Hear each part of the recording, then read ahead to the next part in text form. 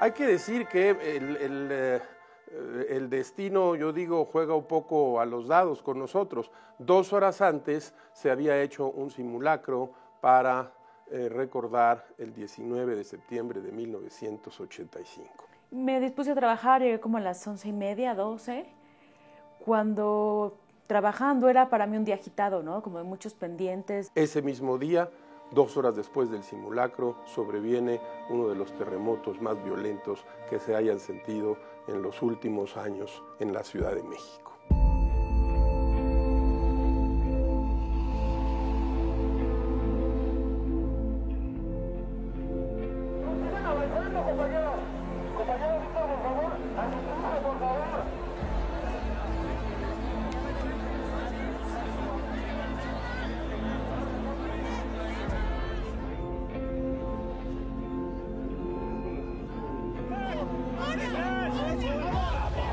No permitan que fumen, por favor, hay fuga de gas allá adentro.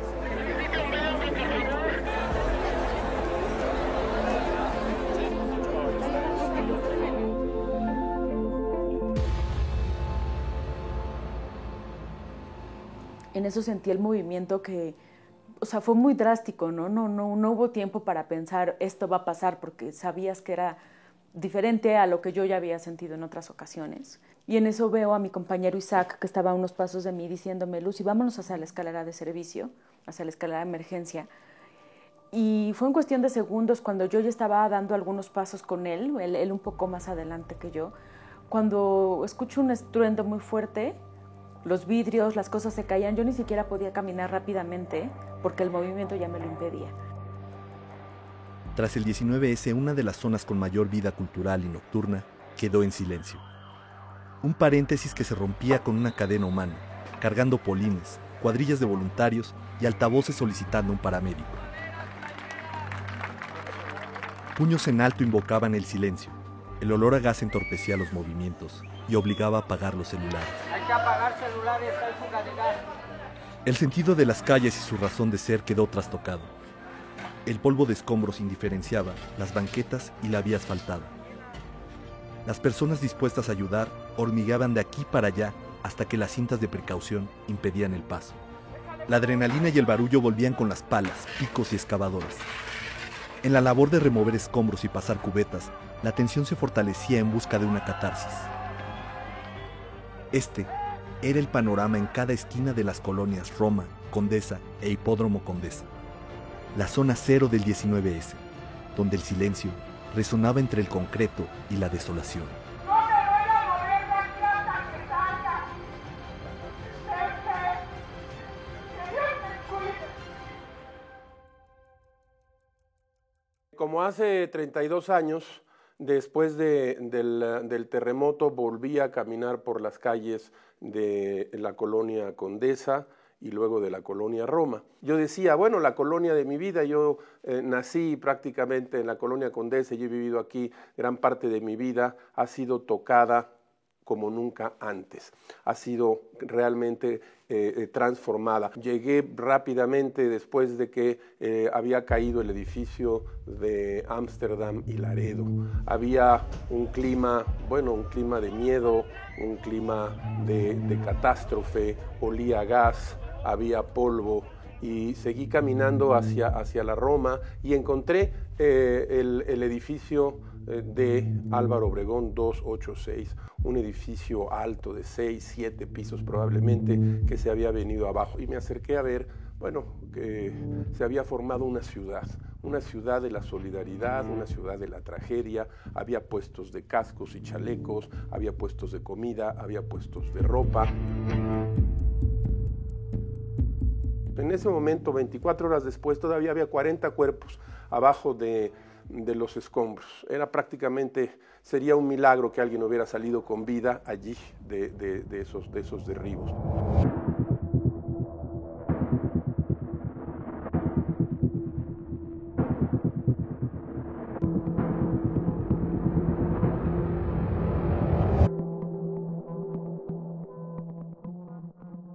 Pues mira, yo estaba en el edificio 286 de Álvaro Obregón. En el momento preciso del temblor eran muchos gritos. era gente desconsolada, confundida. Me tocó yo tranquilizar a una persona que gritaba y gritaba y gritaba y pues no sabíamos qué pasaba, ¿no? Desgraciadamente muchas de esas voces pues sí se fueron apagando.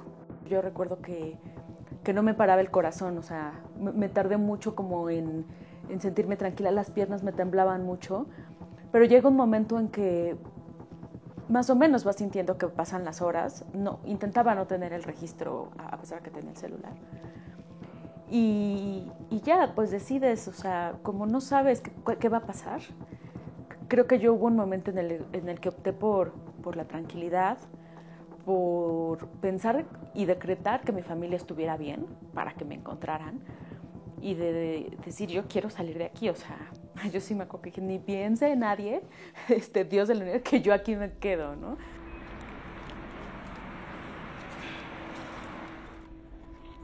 La oscuridad para mí sí eran de las cosas peores, pero peor aún el silencio, porque el silencio era, pues para mí, una incógnita. Era, ¿qué están haciendo? ¿Qué pasa allá afuera? No oigo ni un solo ruido.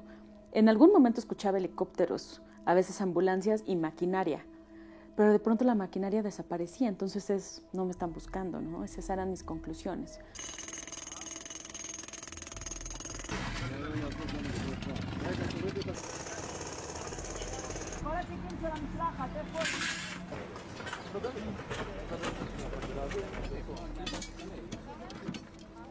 Todo el siguiente día en la mañana estuvimos escuchando mucha maquinaria y fue el momento de mayor trabajo en equipo.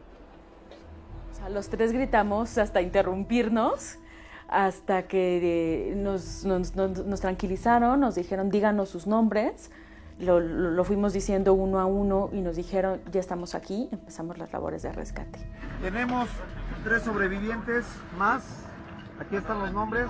Paulina Gómez, Isaac Ayala, Lucía Zamora. Fueron 5 horas de la primera voz hasta que salimos. Tomó mucho el rescate. Dóblalo hasta que se me vaya. Estaba boca arriba, me tuve que dar la vuelta, quitar algunos escombros, vidrios, y lo mismo arrastrarme hacia donde estaban ellos, ¿no? Y ese fue el momento de, pues ya lo estoy logrando, ¿no? En ese momento recuerdo que cuando me levantaron, me dijeron, Lucy, voltea, ya estás afuera. Me levantan y todos empiezan a aplaudir, me daban agua, me cubren. Y ya, ahí ya me la creí. Ahí ya me la creí, además estaba chispeando. No soy alguien que le guste mucho la lluvia, pero dije, o sea, gracias, estoy volviendo a nacer.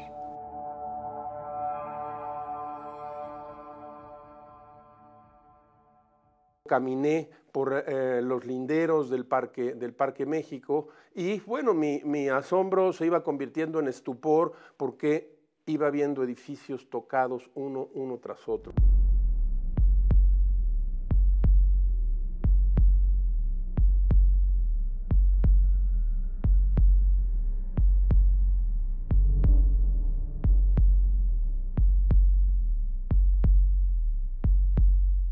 Era un espectáculo realmente, por un lado, sobrecogedor y al mismo tiempo conmovedor, que la gente saliera con carritos del súper, con cubetas y rápidamente se organizara para ayudar a la gente que estaba entre los derribos, algunos familiares desesperados, otros que estaban atrapados.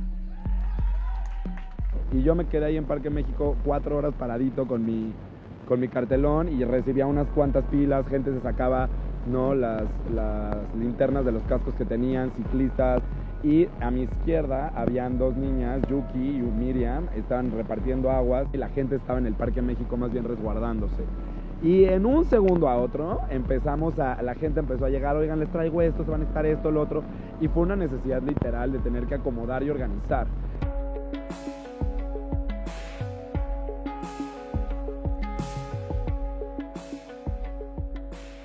Llegué a Parque México y de verdad de una manera muy orgánica empecé a ayudar en cadenas humanas y terminé en ese lugar haciéndome cargo de la entrada. Teníamos una cantidad pues, bastante impresionante de voluntarios. se generó un sistema de verificación de proyectos, precisamente para evitar estar dando vueltas con cosas, porque oye, ya llegó lo que necesitábamos, y mandarlo de regreso, y que se volviera pues un desperdicio de la voluntad.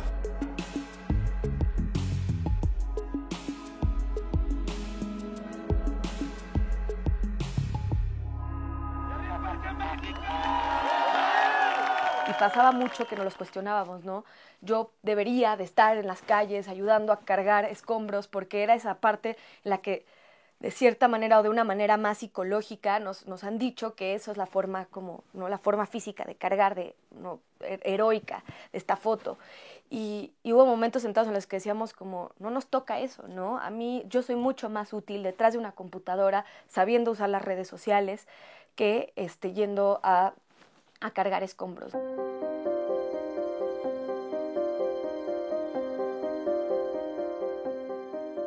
Tampoco es un tema generacional. A la generación a la que le pase, se va a poner las pilas con las herramientas que tenga. Y en nuestro caso eran las redes sociales.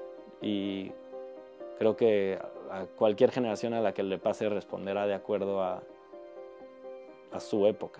Las redes y la verificación de información ayudó a unir esos dos puntos, ¿no? El qué se necesitaba, con quién estaba dispuesto a ayudar, y dónde se necesitaba gente, con quién estaba dispuesto a moverse para ayudar. Y fue así como empezamos con este grupo de amigos activistas a generar unas postales, que eran unas postales que en verdad pues fue como en el momento decir qué es lo más fácil para poder difundir información. El hashtag yo creo que habrá salido un día después, justo en esta idea de, ok, ahora sí tenemos que empezar a que se identifique no solo las postales de manera visual, pero el poder tener un hashtag, y pues era como muy evidente, ¿no? Estábamos verificando información, entonces era verificado 19C. Pues en realidad las redes sociales solo son una representación de cómo somos, ¿no? Al final siempre en las redes sociales encontrarás momentos de solidaridad o momentos como de preocupación por cuestiones que están pasando en la sociedad.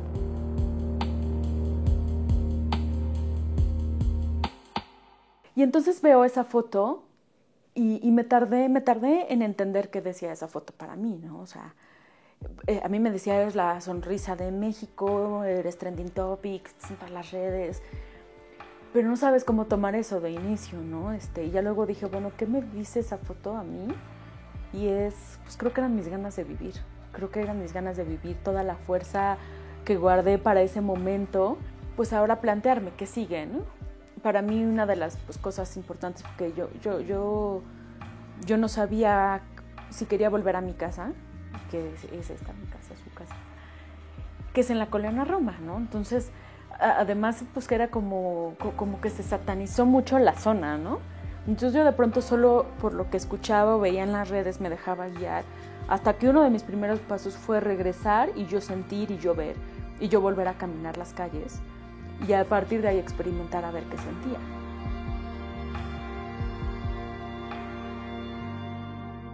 De modo que hubo una especie, durante el 19 de septiembre, una especie de éxodo en la Colonia Condesa y también en la Colonia Roma. Ocurría lo mismo en otras partes de la Ciudad de México. No el menor de los espectáculos trágicos era ver gente que salía, familias que salían con sus maletas, familias que abandonaban los edificios. En algún caso porque habían quedado absolutamente inservibles, en otros porque no querían ya repetir la escena traumática del miedo en esos edificios.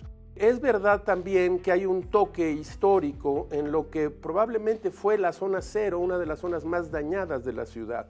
Estoy pensando en las calles de Sonora, de Avenida México, de la Glorieta de Popocatépetl, de Ámsterdam, de varias calles de Ámsterdam. Ahora vamos a ver cómo también en zonas más recientes, como es la Condesa, en el que fundamentalmente hay construcciones muy interesantes de valor patrimonial del Art Deco, de ahí por los años 30, hay que ver cómo y de qué manera podemos garantizar la permanencia de esos edificios que sin duda son de gran valor. Hay un toque histórico que creo debe respetarse. No reconstruyamos en lugares en los cuales hay una historia y no levantemos edificios de 20 y 25 pisos, aun cuando estén extraordinariamente bien construidos, si debajo y a un lado lo que tenemos son casas Art Deco, casas que fueron construidas en 1928. El Parque España y el Parque México son los dos grandes centros. Hay pues muchas incógnitas abiertas, pero también es un hecho que los que vivimos y trabajamos en la Condesa seguimos viviendo y trabajando en la Condesa y que no creo, salvo algunas excepciones, que se tenga que pensar en migrar a otros lugares. Los edificios en sí mismos no son más que construcciones de piedra, de cemento, arquitectura planeada por una mente creativa. Los edificios empiezan a ser ellos mismos cuando son habitados por las personas. Para mí la colonia sí tiene yo sí tengo cierto cariño. Volver aquí para mí fue pues como un paso importante y creo que la gente también debe de volver a hacerlo, ¿no? O sea, sé que hay muchísimos comercios que se han visto afectados, y no, digo, hablo de la Roma porque yo vivo acá, y en toda la ciudad, ¿no? Y qué triste, porque entonces es gente, o sea, ahí entra la empatía. Puede ser alguien que como yo, con sus ahorros, puso su negocio. Y con eso, o sea, eso significa su vida, ¿sabes? Su patrimonio está ahí. Y entonces es cuando la solidaridad ya no se trata de sacar escombros. Se trata de, si vas a elegir ir a comer, pues sala entonces a los mismos lugares que salía siempre. La reconstrucción emocional tiene también que ver con eso, con espectáculos, que aunque los parques estén llenos, con que los bares se vuelvan a llenar, con que la confianza regrese un poco a nuestras vidas. Y es cuando yo sentí estos llamados de tienes que regresar, porque pues es que no puedo vivir desde el miedo. Y al final yo decía, bueno, si me cambio de casa es que tiembla en todo México. Pero todos los días se nos caen cosas, todos los días podemos perder, podemos enfrentar situaciones de vida. Para mí hoy la reconstrucción es aquello que tiene que ocurrir mientras la vida sigue. Es decir, no es así de vida, espérame, detente, me voy a reconstruir, ya estoy lista, vamos a seguir. Es como un proceso simultáneo y en el que sí se necesita, creo que, pues como convicción, ¿no? O sea, hoy le comparto a la gente, es que hay que voltearnos a ver. Porque ¿cómo vas a reconstruir si no sabes que se cayó?